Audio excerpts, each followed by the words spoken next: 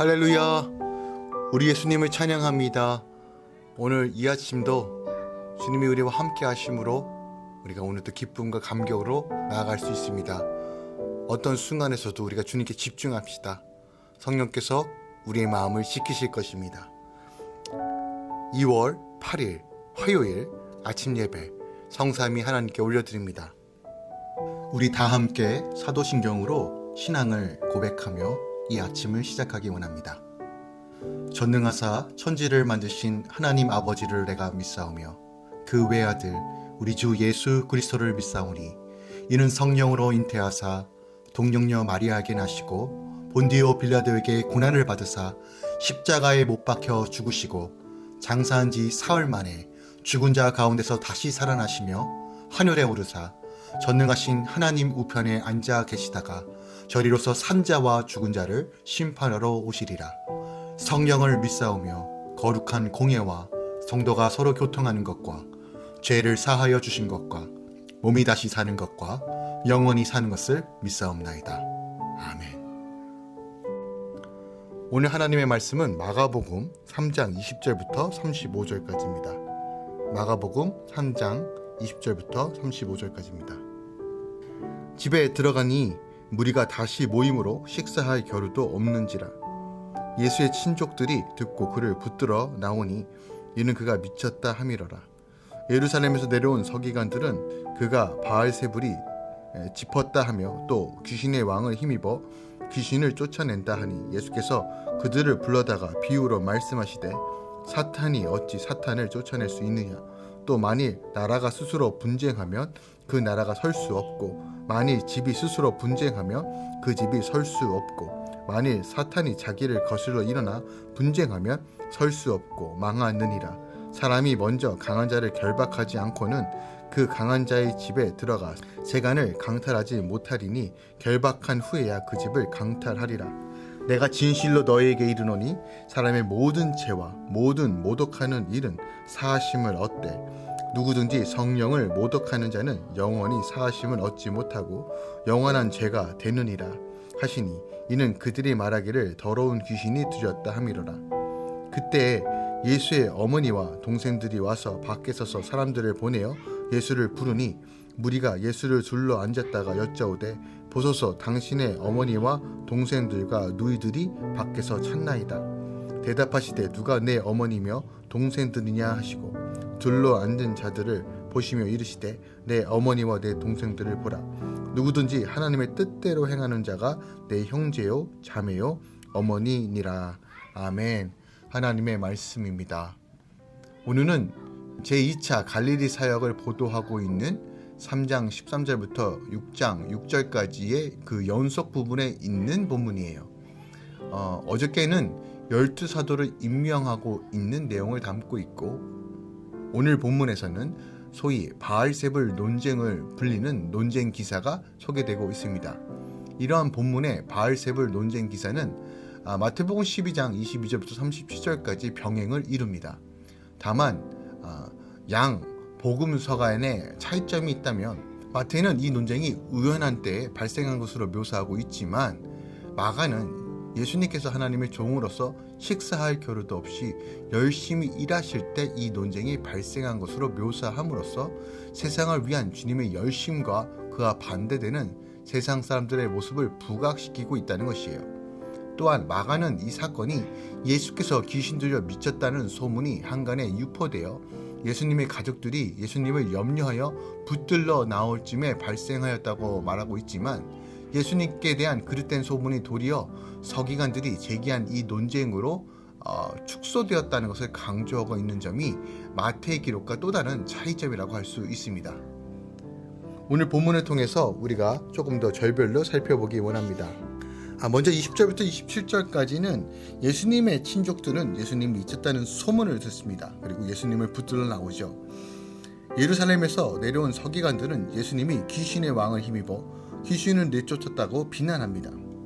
하나님의 뜻대로 행하는 자는 오해와 비난 속에서 눈물로 씨앗을 뿌리는 자라는 것을 기억합시다.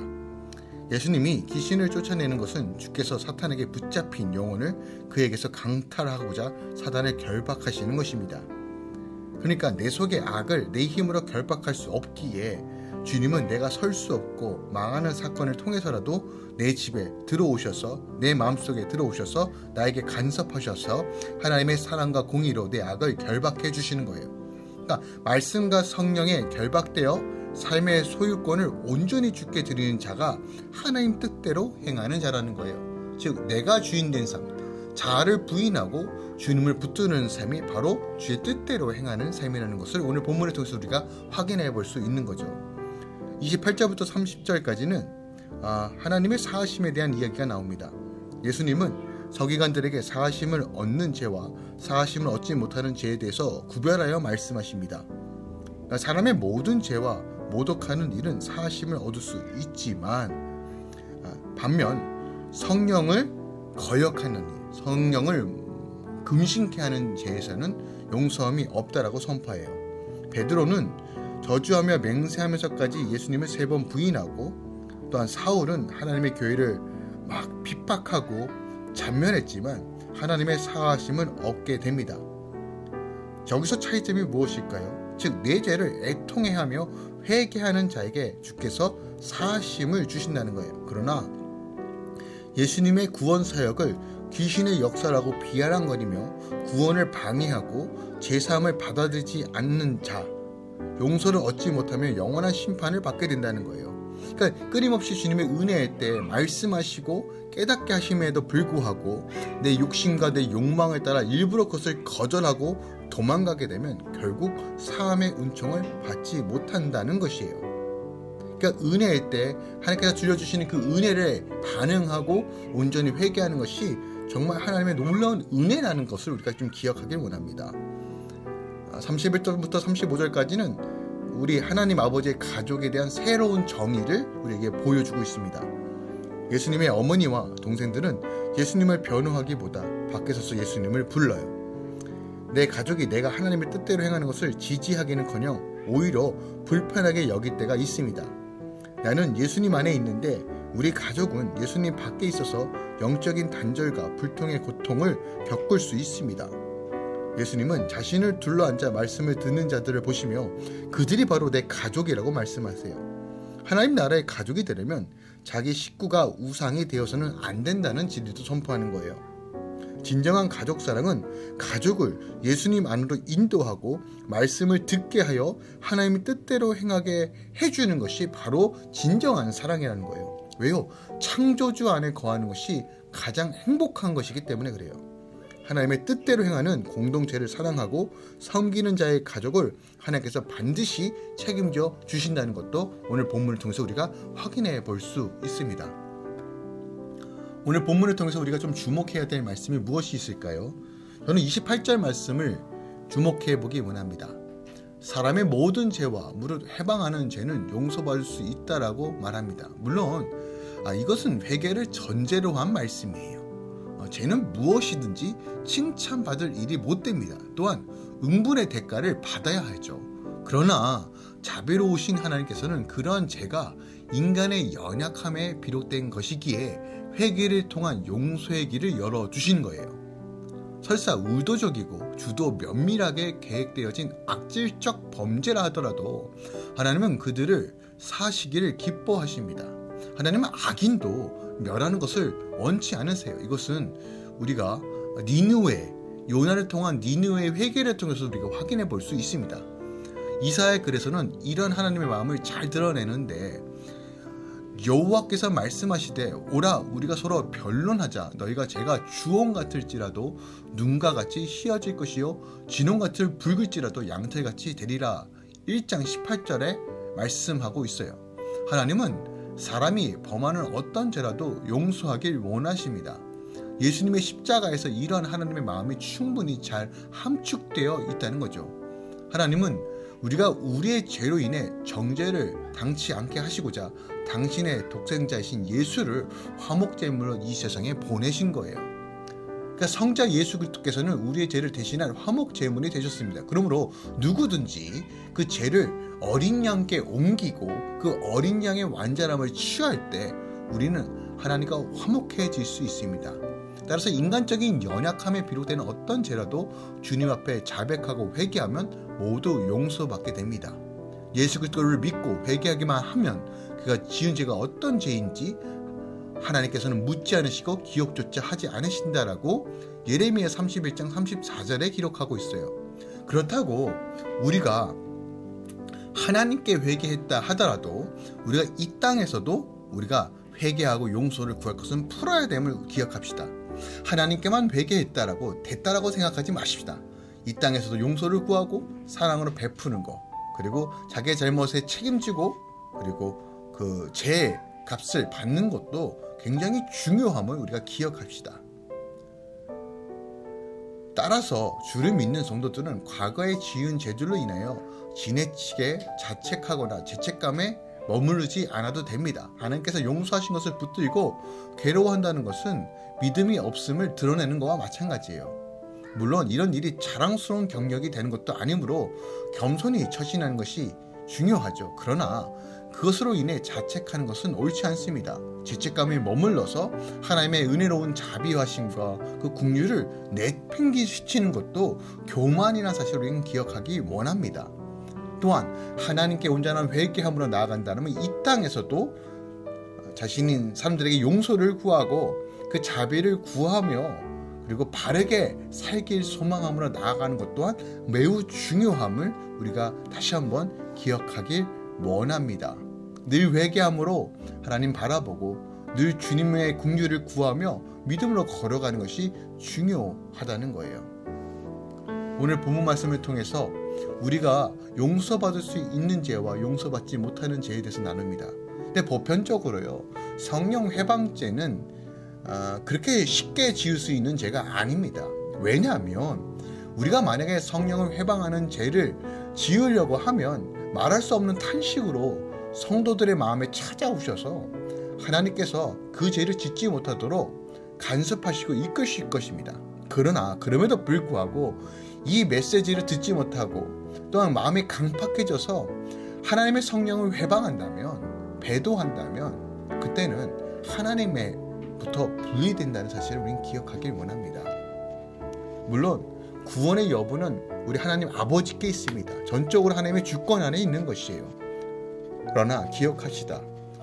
우리가 하나님의 용서를 받은 자라면 용서를 받은 자답게 살아야 되며, 또한 하나님께서 우리를 용서해 주셨다고 믿는다면 더 이상 죄책감에 사는 것이 아니라 그 받은 은혜를 이 세상 가운데 증거하며 삶을 살아야 한다는 것이에요. 또한 우리가 성령을 근심하지 않게 하고 늘 하나님의 말씀에 바로 서기 위해 애쓰며 코람데오의 삶을 구현하는 것, 이것이 바로 하나님 말씀을 지켜 행하는 자의 모습이라는 것을 기억하며 오늘도 다시 한번 주님 나에게 힘을 더하여 주시고 성령의 능력으로 살아가게 인도하여 주시옵소서. 더 이상 제가 왕노릇하지 못하도록 하나님 나를 지키시고 믿음으로 승리할 수 있도록 인도해달라고 함께 간구하며 이 아침 시작하길 원합니다.